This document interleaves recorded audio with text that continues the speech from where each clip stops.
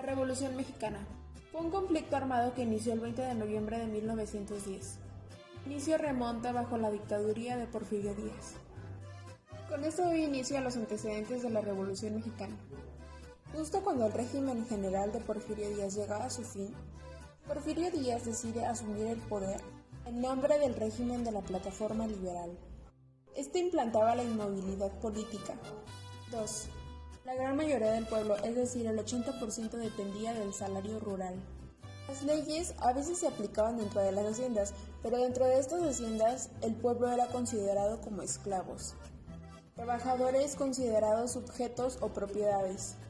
Así que prácticamente existía un tipo llamado feudalismo.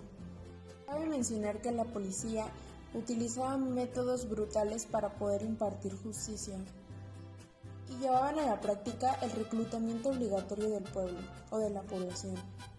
Empezaron a surgir numerosos movimientos obreros, la huelga de Cananea y Río Blanco. Ante métodos militares era obligatorio.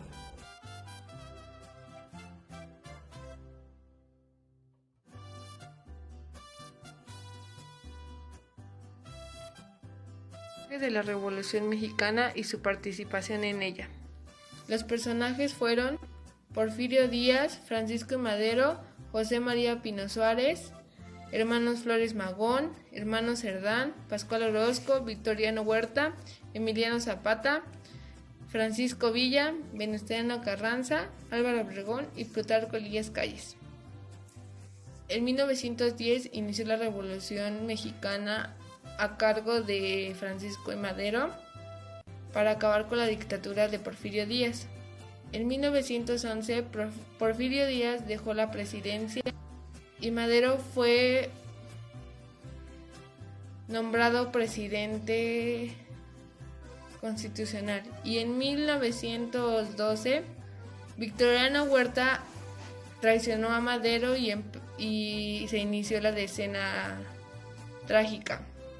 Lucha que duró 10 días y Madero fue obligado a dejar su cargo y fue asesinado.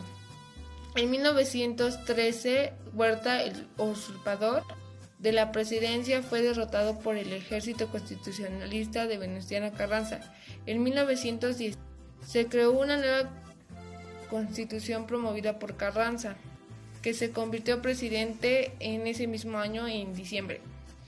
En 1918, Emiliano Zapata, el caudillo del sur, que luchó por la prioridad comunal de las tierras, fue asesinado por las tropas de Carranza.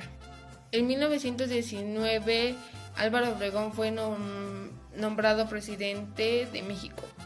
En 1923, Francisco Villa fue comandante de la División del Norte, quien peleó por la igualdad de las clases.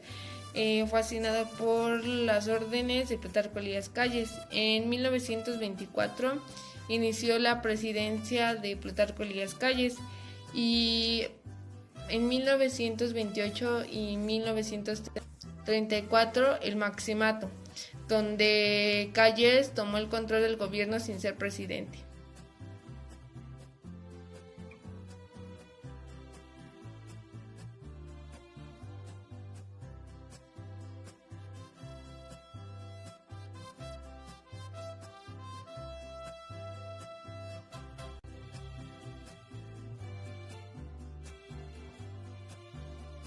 Y para finalizar, yo les estaré hablando sobre los resultados que se llevó a cabo en la Revolución Mexicana de 1917 a 1940, los cuales fueron los políticos, económicos y sociales en el gobernador de Cárdenas.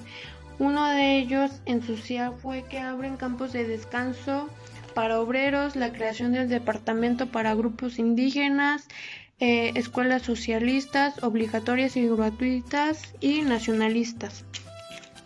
En resultados económicos fue la necesidad del crédito extranjero y las alianzas entre el capital de Norteamérica y los testaferros mexicanos. En resultados sociales de la reforma agraria fue el problema de la concentración de la propiedad, lo cual ya la Constitución de 1917 decía, artículo 27, la desaparición de grandes latifundios y las propiedades que no podían rebasar a más de 200. También decía que el ejido se repartiría en usufructo y a título individual, y el alineamiento de lo cual aumentó el minifundio. Esto fue por el triunfo para la pequeña burguesía y la pequeña burguesía nacional. Fue el sacrificio del pueblo que culminó al enriquecimiento de grupos militares que institucionalizaron la Revolución Mexicana.